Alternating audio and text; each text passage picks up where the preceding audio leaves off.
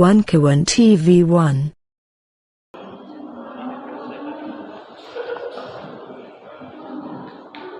Selamat siang hari ini. Hari ini sebagaimana agenda sidang masih melanjutkan acara. Mengingat sudah sekarang yang ketiga kalinya saksi KC tidak hadir, saya sebagai terdakwa mohon kepada majelis hakim untuk meniadakan keterangan saksi KC sebagai pelapor.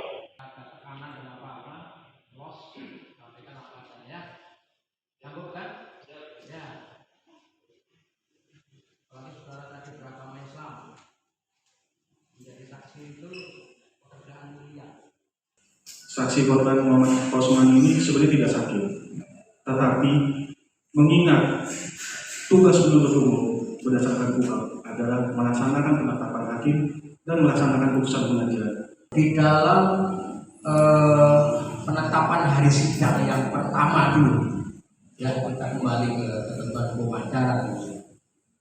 Di sana dengan tegas selain menetapkan hari sidang, majelis hakim juga memerintahkan ya kepada penuntut umum untuk menghadirkan saksi-saksi maupun barang bukti. Artinya itu berlaku sampai dengan sekarang, tidak perlu harus setiap kali sidang kita mengeluarkan penetapan. Ya, silakan saudara berdua berdiri untuk yang disumpah.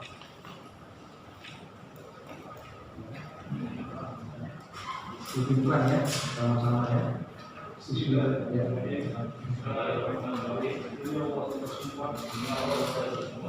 Apakah penyidik itu pada saat bertanya kepada saudara, saudara menjawab, terus langsung penyidik mengetik semua kalimat yang keluar dari mulut saudara atau dari ucapan saudara, diketikkan langsung? Apa seperti itu atau bagaimana?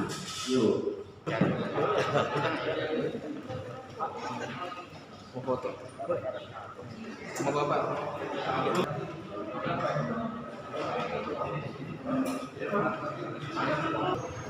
Untuk ketiga kalinya KC tidak datang lagi.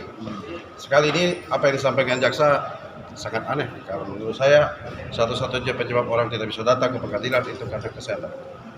Tapi hari ini alasannya tidak mendapatkan izin, belum ada penetapan dari Pengadilan Tinggi Jawa Barat. Itu kasusnya berbeda. Itu dia sedang sebagai terdakwa untuk Mahkamah Agung, silakan aja, bukan masalah kita. Tapi soal kesehatan ini tidak diizinkan. Saya harapkan pihak-pihak tertentu tidak ada yang menghalang-halangi KC untuk hadir lagi minggu depan ke sidang KIDI. Baik itu lapas Ciamis, itu jaksa tadi berjanji akan segera mengupayakan untuk mendatangkan. Kasihan jaksa udah 2-3 kali berupaya tapi gagal terus. Ada apa? Ada siapa yang mau menghalangi? Kalau tidak datang lagi, bebaskan saya. Artinya tidak ada kasus. Karena apa? Tadi saksi sudah mengatakan bahwa pada saat diperiksa dia KC tidak tahu siapa yang menganiaya dia. Ini testimonium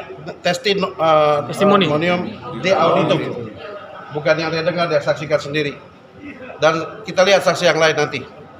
Jadi hati-hati kita bicara ya, jangan beranggapan. Anda yang membela KC, membela penista agama, saya lebih mulia membela akidah dan Rasulullah dan Al-Quranku. Ya, silakan kalau ada lagi, saya siap untuk melakukan tindakan terukur. Itu.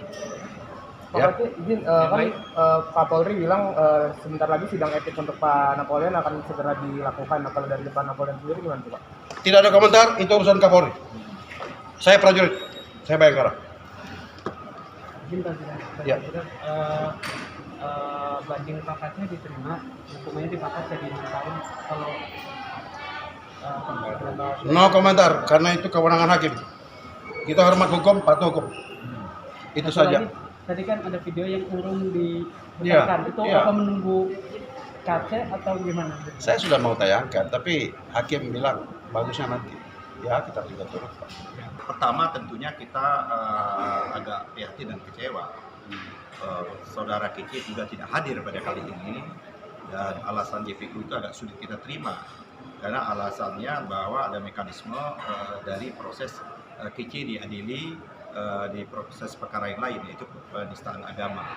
Betul, dalam proses penistaan agama kasusnya belum inkrah. Akan tetapi ini kan kasus yang disidangkan ini bukan Kece sebagai terdakwa, tapi Kece sebagai saksi pelapor. Kuncinya adalah sangat penting karena bermula dari laporan Kece inilah yang menjadi peristiwa ini ada. Dan kita sudah mengetahui beberapa waktu yang lalu, tak kala kita bertanya, banyak hal-hal yang akhirnya merontokkan argumentasi atau jawaban-jawaban Kece di BAP, sehingga pada waktu itu kepusingan dan merasa tidak sehat sehingga sidang itu ditunda. Dan kita punya bukti-bukti yang lain yang menyatakan keterangan-keterangan Kece baik di BAP maupun keterangan itu adalah keterangan yang tidak benar. Bahkan ada patut diduga, sekali lagi saya mengatakan patut juga memberikan keterangan bohong di muka pengadilan. Kami punya bukti-buktinya. Tapi hari ini juga tidak hadir, tapi karena kita ingin juga sidang ini tetap berlanjut, karena kita ingin kebenaran material itu nama, maka kita memeriksa, tadi hakim memerintahkan untuk memeriksa dua saksi yang lain, yaitu petugas rutan Bareskrim. Walaupun kalau mau secara urutan seharusnya diperiksa dulu saksi pelapor baru saksi-saksi berikutnya. Akan tetapi kalau kami ngotot, ini seolah-olah kami tidak ingin memperlancar, ya, mempersulit persidangan ini mau lama-lama. Oleh karena itu ya kita terima saja, tapi dengan catatan saudara Kece wajib tetap dihadirkan, dan itu hakim juga setuju. Dan hakim bahkan mengatakan apabila dua kali juga tidak mau hadir maka akan digunakan upaya paksa. Tentu dengan prosedur hukum yang ada. Yang kedua, saksi Sigit dan Handoyo, saya kira dia menjelaskan apa adanya, fakta sudah terungkap sedemikian rupa bahwa apa yang dikemukakan bahwa seolah-olah gembok itu adalah gembok para tahanan, ternyata itu memang gembok miliknya inventarisasi juga pihak kepolisian, dan adalah khusus untuk tahanan-tahanan lain memang tidak digembok, tidak dikunci dan tidak slot sejak ada peristiwa pandemi. Bahkan banyak juga tahanan-tahanan itu tidur di aula dan sebagainya. Terus yang kedua, bahwa dua tahanan ini tidak mengetahui apapun peristiwa yang terjadi, dan oleh karenanya keterangannya dari orang lain. Dalam pokok acara itu yang disebut dengan testimonium de auditu, keterangan dapat dari orang, bukan dia lihat, bukan dia dengar, bukan dia saksikan sendiri. Tapi dia memberikan petunjuk yang cukup luar biasa, saya kira, walaupun dia tidak menyaksikan, petunjuk proses peristiwa sebelum peristiwa pemukulan tersebut atau peristiwa penganiayaan. Nah, kita kan pemukulan dan penganiayaan itu kan harus ada sebab dan akibat. Nah, itu mereka pasti tidak akan tahu seperti itu. Tapi yang paling penting adalah setelah peristiwa itu bahwa dia akui bahwa Kece minta maaf dan sebagainya, hubungan antara Kece dengan tahanan lain dan juga terdakwa cukup baik. Dan bahkan menurut keterangan mereka berdua selama ini bahwa tidak menggunakan otoritas dia, atau mentang-mentang Pak Irjen Napoleon Bonaparte ini masih jenderal aktif, dia arogan dan sebagainya. Tidak. Bahkan justru pernah terjadi konflik, keributan antara tahanan, justrulah Irjen Napoleon inilah yang mendamaikan. Jadi memang tadi dikemukakan ini adalah ngayomi dan semua hormat dan segan, dan Napoleon ini adalah bagaimana bisa membantu kesulitan-kesulitan seluruh tahanan-tahanan yang mengalami. Apalagi juga kita ketahui pada masa pandemi itu banyak sekali tahanan-tahanan Bareskrim itu yang penting.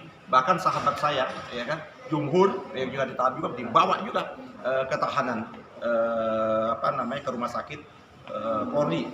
Banyak sekali pada waktu Delta itu menyerang seperti itu. Memang fase COVID lagi betul-betul menggila dan tinggi. Dan juga terjadi di rutan Bareskrim itu. Jadi saya kira apa yang dijelaskan tadi juga sudah dikonfirmasi ke terdakwa, profesional, dia tidak mengada-ngada, tidak membuat-buat, tidak bersangka-sangka, dia cerita apa adanya. Saya kira itu yang ingin saya sampaikan. Mungkin Om Juju ada yang mau ditambah? Sama lengkap sekali dia. Lengkap sekali. Amin. Ini ada yang mau ditambah? Ada. Jadi dari hasil persidangan kita hari ini ya, itu ada 3 poin penting yang bisa kita tarik, yaitu bahwa satu, keberadaan gembok itu bukan ada sekonyong-konyong atau atas perilaku dari para tahanan itu.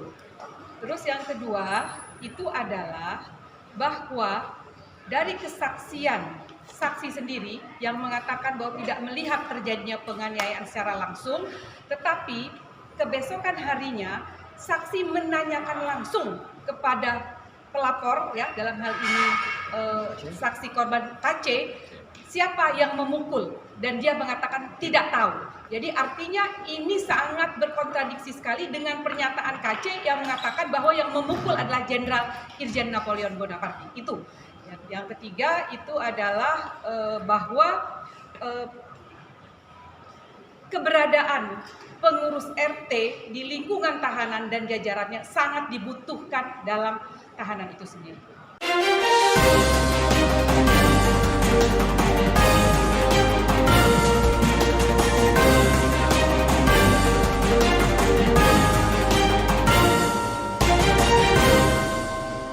One Kawan TV 1